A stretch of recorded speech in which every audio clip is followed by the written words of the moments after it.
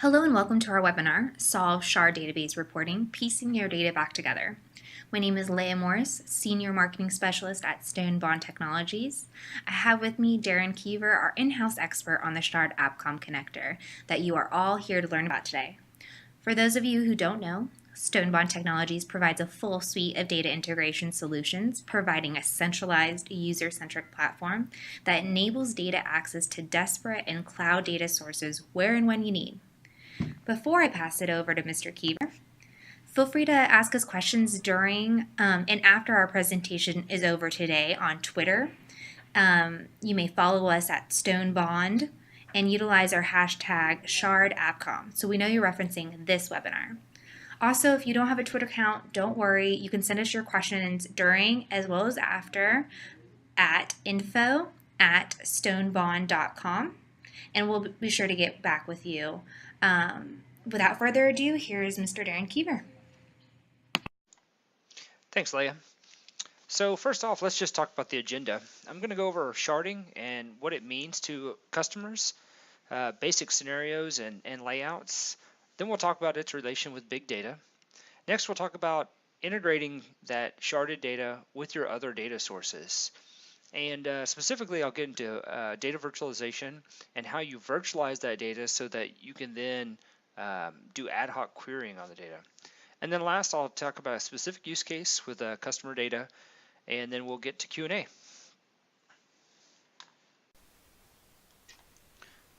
So what is sharding?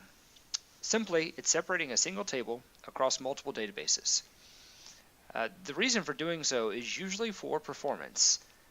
For example, if you've got so much data that needs to be written at one time and one database can't handle the throughput, you could separate the data and segment it across multiple databases and write to each of the databases, thereby increasing throughput by per machine. And this is a common scenario with logging data or data that's coming from multiple sources. It's too much data for one database to handle.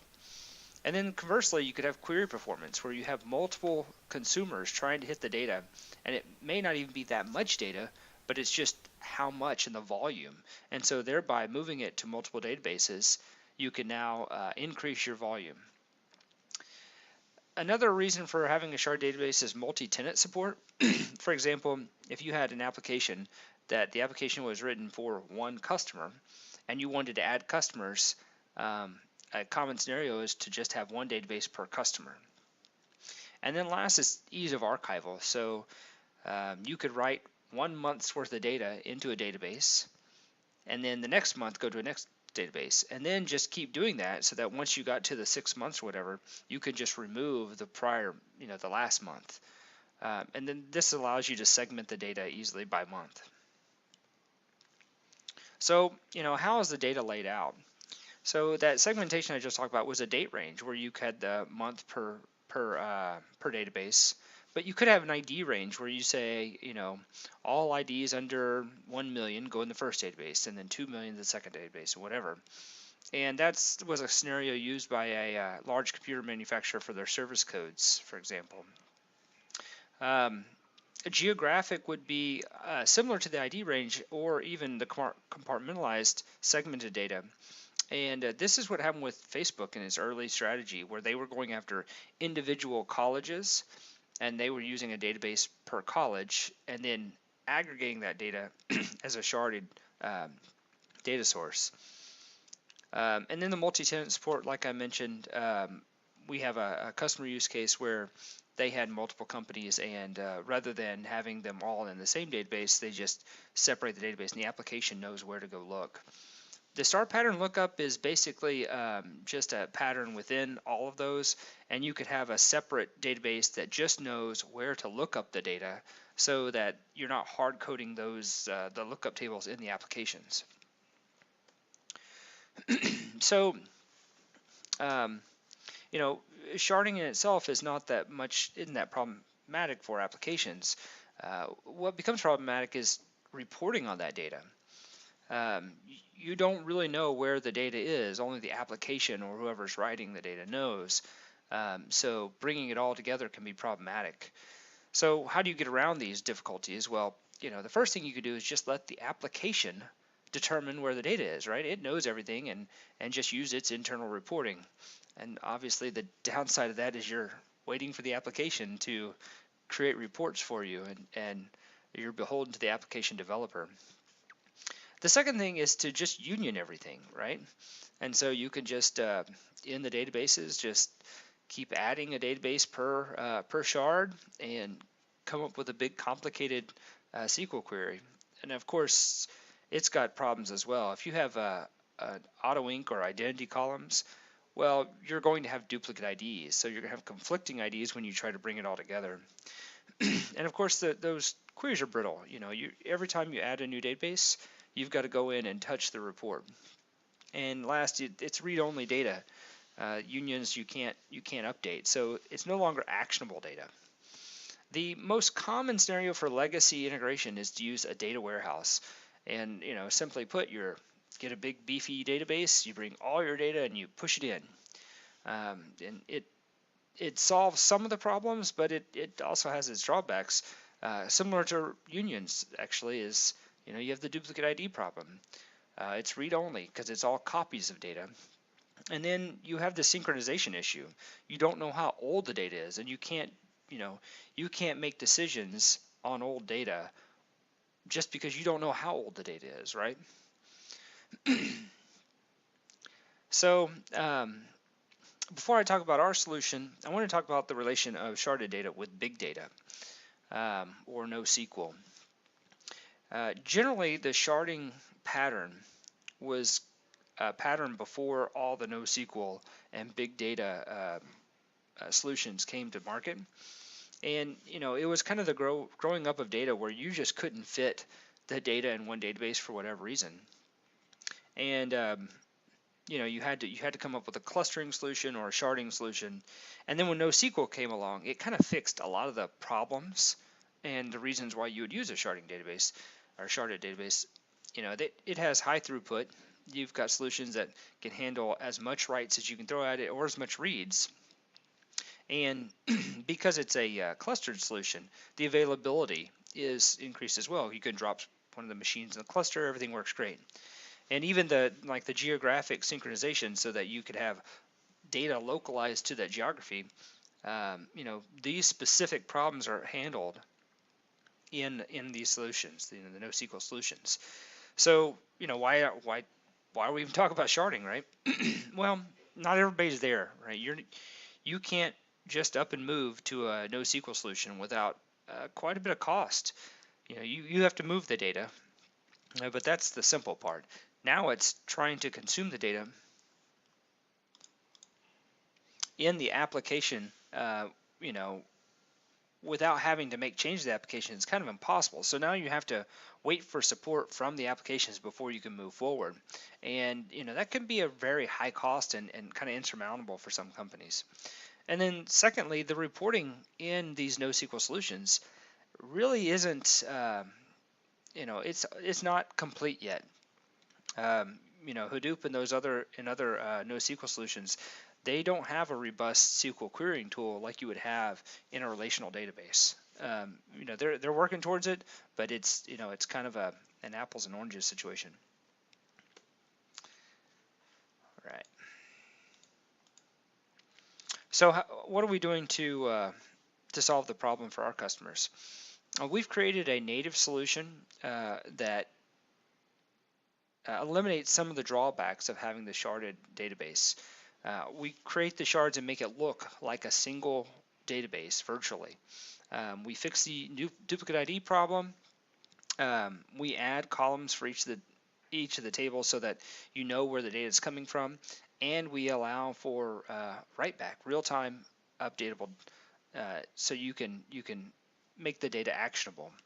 I want to flip over to an example that we're going to use, and just to show you how everything's fitting together.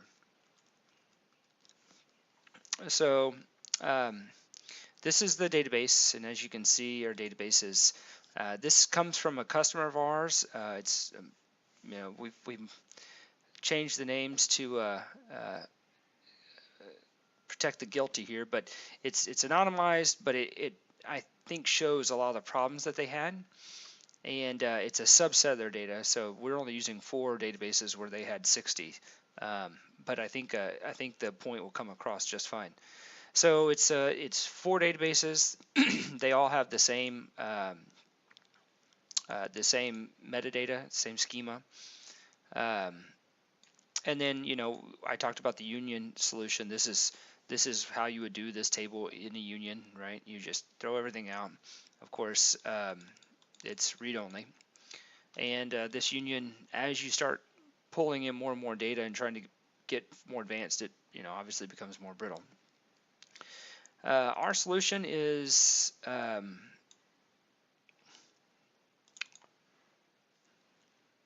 the Shard AppComm, and this is using our Enterprise Enabler Studio, and I've configured the AppComm to hit the sharded data sources, and I'm using the first one to determine what the metadata looks like.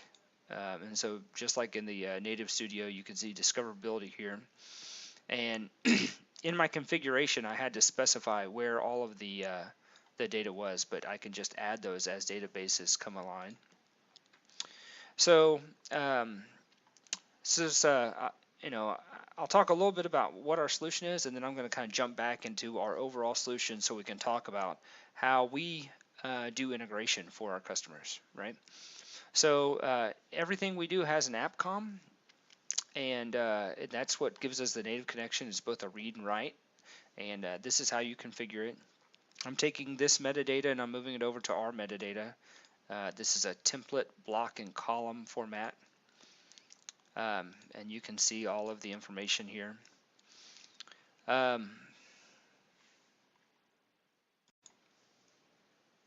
Once we've configured the AppComm, we can now get to the data, and using our tool we can preview the template and thereby preview the data. All right, and this looks like Union, but I wanted to show what the differences are and what we're providing. We've specified this as a key column, so it's going to make it unique per database, and as you see, it's prefaced with this SPT database ID. What that allows you, that uniqueness, allows you to not have the conflicting IDs, and the ID is going to be consistent across database. So I can do a join and have the joins match up per database and have the rows align correctly. Also, we add the database ID so you can understand where the data is coming from and get back to it. So if you wanted to do a group by with just a couple of databases, or maybe segment the databases by region, this is how you'd create that query. Okay, I'll flip back to the presentation here.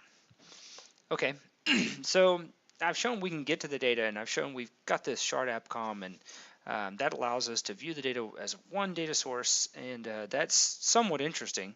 It helps you query the data better, but what about all of your other data? And this gets to the broader question of how do you integrate your sharded application with all the other data sources that you have in your company.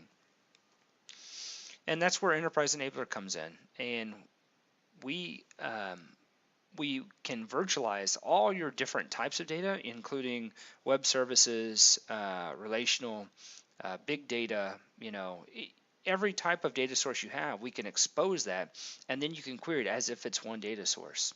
And I'll show an example here in just a moment. Before I can jump into there, I wanted to show how it's kind of put together. And we've talked a bit about the AppComms. That's our native connector to all the different data sources. And generally we say if you've got metadata, we can get to the data. If you can describe it, we can pull it and read and write to it. And so we have different types of AppComms. We've got, like as I said, relational, NoSQL, hierarchical, flat file, network devices. It's kind of all spans, but they all have one thing in common. They have some type of metadata that we can go out and discover. The transformation engine sits in between the AppComm. So if you had a couple of source AppComms, you'd use the transformation engine to transform or translate the data, and then you can write it to the destination AppComm, and that's how we would move data. The big key to our transformation engine is there's no staging database. So There's not going to be another repository that we're going to write to and then do a transform and then write out. It's all done in memory in .NET Managed Code, compiled .NET Managed Code. So there's no XSLT transform or some other XML um, engine underneath. Our data workflow engine consumes the transformation engine and the AppComms, and this allows us to do full integrations. And this is more about ETL side, and I won't talk about it that much, but just know that we are a platform and we allow for doing full movement of data and different decision points, and it's a visual design tool with triggers and the ability to manipulate the data and make decision points and exception handling and all the things you'd expect. I want to talk mostly about Enterprise Master Service for this, and this is our data virtualization layer. And this allows us to pull the data from the data sources. So if the data workflow engine was all about push, Enterprise Master Service is all about pull, and we expose the data through different types of APIs like OWC, ADO.NET, OData, SharePoint, and a couple other interfaces. So let's get back to the product. So as I said, this is our Shard AppComm. This is the configured for this template. And once we have this configured, we can create an EMS. And we bring in all of those entities into the EMS, and that's going to expose them through these different interfaces. And we can just, as you click them, enable them or disable them, right? And then once they're exposed, now we can get to the data in all these different formats, and they all kind of they all hit the same EMS, so it's just different formats for the same data. In this case, we're going to talk about JDBC. I've got a JDBC query tool, Heidi. It's an open source tool that I like, but we're MySQL compatible, so anything that can talk MySQL we can use. So if there's any other tools that you're used to, more than likely you can just plug right in, right? Now you can see our data through JDBC, and we can do now ad hoc querying on the data, and so it's nice and quick. This is the same codes database that I showed earlier. So now I kind of want to talk about the use case that really started this data. We have a company in town, and they had the data spread across the 60 databases. They were relying on the application reporting, which was expensive and slow. And they asked us to come in and help them make sense of their data. And so what we did is we created the AppComm. We brought everything in. We exposed it here, and now they were able to do things with the data that they had never been able to do before. One thing in particular is each of the databases had labels, and we pared it down just for this example, but I think it shows what the problem was. In each application, they were labeling things differently. And it depended on region and company as to what they were calling things. And this is a data quality problem, right? You want to be able to see the data and have it consistent, rather than all of these inconsistencies throughout each company. But with the Union solution, they couldn't update these. They'd have to go back to the database and find the right one, then fix it. Whereas we could, we can find out what all things are wrong, and then we can do queries straight to like an update, and now we can update the entire 60 databases in one fell swoop. And so this gets to trying to normalize the data and help them overcome these these data quality issues. The second thing that they had was the ability to relate the data amongst each other, right? So it's just being able to join the data and bring it together. And so this is an example of doing that, being able to take all the 60 databases and bring them together into one clear picture. But an example of this was they had this is a delivery company, and they were trying to figure out why some regions were more profitable, right? And this gets down to real business business scenario where they need to know, why are these things happening? What makes this one better than this? How can we learn from our data to determine what to do next? And what they came up with was that different routes, individual routes, uh, were had much higher profit. And so now that they could look at things by route over the entire company, they're able to determine what was causing it. And in the end, what they found was they were actually losing inventory per route. And once they could look at it holistically, then they could break it down into region. So they brought it down into, and they each database, like 2 or 3 databases were per region. They are able to find out that one region was highly profitable and one wasn't. And it turned out to be a training issue, that they were physically just losing product in one region. And so this is a great use case of, and I'll actually run the data because it's just to show you we're hitting all of these tables, and it comes back in about 15 seconds.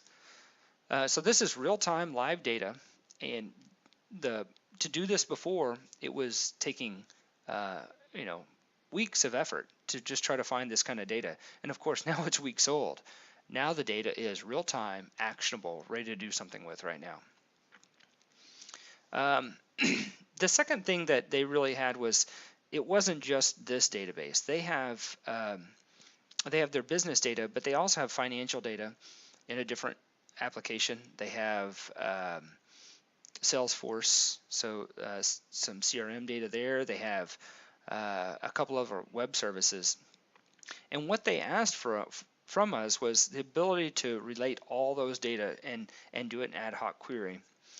And so this is an example of using a web service. And so when we call this, it's actually going out to a web service, pulling the data from the web service and bringing it back as a virtual data source. And what that allows you to do is to set theory on this web service data and relate it to your business data. And so that's what this is doing. It's going out and relating this work order info with their vehicles. And there's multiple instances that they're using this for to determine how does the data in my CRM relate to my business data? How does my financial data relate to my business data? And once you've stepped back and be able to pull that data and use it in ad hoc query fashion, you're reducing the amount of time it takes to answer these questions. Otherwise, and this is quite literally what was happening before, they would have someone go to each of the companies, figure out the business data, then go get the data from their web services or Salesforce, whatever, put it all in Excel, and then manually merge it. And it would take a month.